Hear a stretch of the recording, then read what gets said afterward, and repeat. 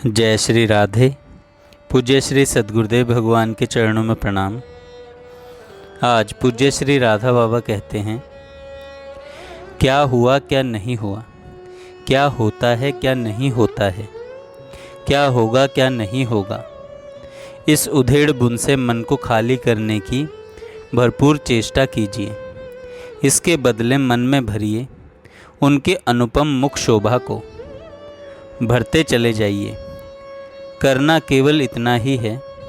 सच मानिए, मन जितना उस माधुरी से सनेगा उतनी ही शीघ्रता से राह कट जाएगी। अनादिकाल से पाप के संस्कारों ने, आसक्ति ने मन को मैला कर रखा है। इसलिए वह उस सौंदर्य में न रमकर जागतिक सौंदर्य में रमता है। श्रद्धेय भाई जी ने एक बार अपने अनुभव की बात बताई थी कि नाम लेते जाइए, जितना अधिक लोगे उतनी ही शीघ्रता से मल धुलेगा। यह बात बिल्कुल ठीक जचती है, अनुभव में भी आती है। इसीलिए खूब नाम लें, साथ साथ मन को उनमें डुबाते चले जाएं, फिर सब अपने आप हो जाएगा। पारिवारिक उलझनों को लेकर आपके मन में उद्वेग होता है, यह स्वाभाविक है, पर जब तक इससे छूटने की जो वास्तविक उपाय है उसे नहीं करेंगे, तब तक व्याकुलता मिटनी, उद्वेग मिटना बड़ा ही कठिन है। परमार्थ के पथिक के लिए यह सर्वथा उड़ा देने की चीज़ है।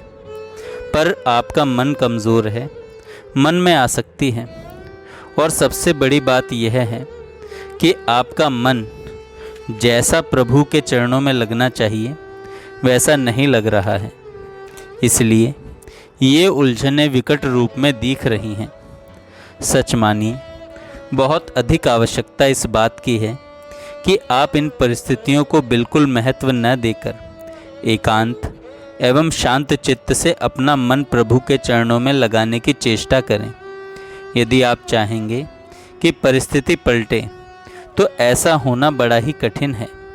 इसका कारण यह है कि जगत के प्रत्येक प्राणी की प्रत्येक चेष्टा के क्षुद्र से क्षुद्र अंश का नियंत्रण भगवान की शक्ति से होता है, और उसमें कितना मंगल किसका कैसे होता है इसे केवल भगवान जानते हैं।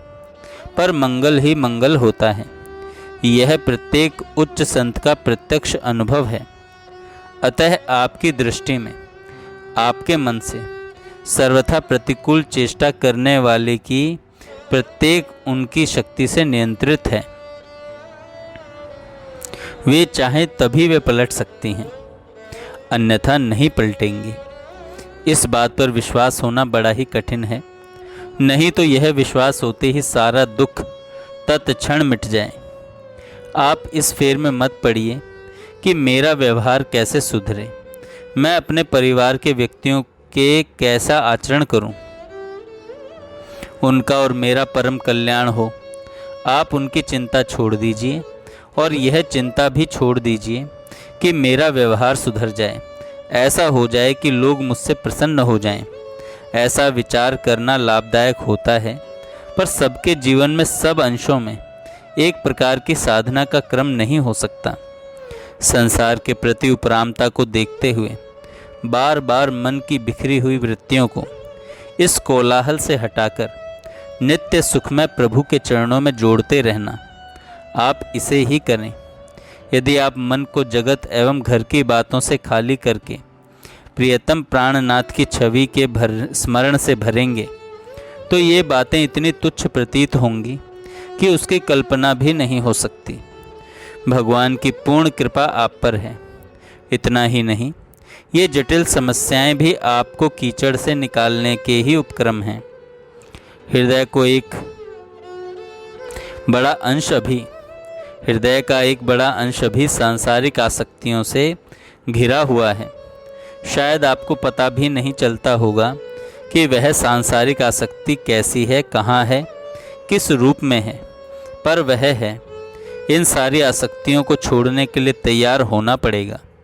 छूटेगी तो प्रभु के छुड़ाए ही, पर चाह आपको करनी पड़ेगी। सारांश यह है कि जिस किसी भी प्रकार से मन को इन उलझनों को सुलझाने में न लगाकर इनको भूलने की चेष्टा करें। थोड़ा कठिन है, पर भगवान सहायक हैं। सब हो सकता है। आप गृहस्थ हैं और जब तक प्रभु चाहेंगे तब तक उसी में रहना पड़ेगा। फलतः जीवन निर्वाह के लिए भी चेष्टा करनी ही पड़ेगी। उसे कीजिए। कमाते हैं तो न्याय की कमाई हो, और उससे जो प्राप्त हो उसे आपके परिवार की जो संभाल कर रहे हों उन्हें सौंप दीजिए। घर में सबसे सम्मान, प्रेम, हित और सत्य, इन 4 बातों को ध्यान में रखकर ही व्यवहार कीजिए। बड़ी शांति से रहिए। किसी दूसरे की अशांति से आप यदि अशांति मोल लेते हैं तो भूल करते हैं। ध्यान रखिए, कुछ भी अनहोनी नहीं होगी। एक पत्ता भी प्रभु के विधान से ही हिलेगा। सुख दुख, निंदा स्तुति, इज्जत बेइज्जती, सब ठीक नियम से आएंगे, उनके विधान से आएंगे। इस पर विश्वास करें। न करने से दुख बढ़ेगा। कभी कुछ और कभी कुछ सोचते सोचते माथा गंदे भावों से भर जाएगा। ऐसा न होकर वह भरे एकमात्र प्रभु के स्मरण से यह चेष्टा कीजिए। जय श्री राधे। जय श्री राधे। पूज्य श्री सद्गुरुदेव भगवान के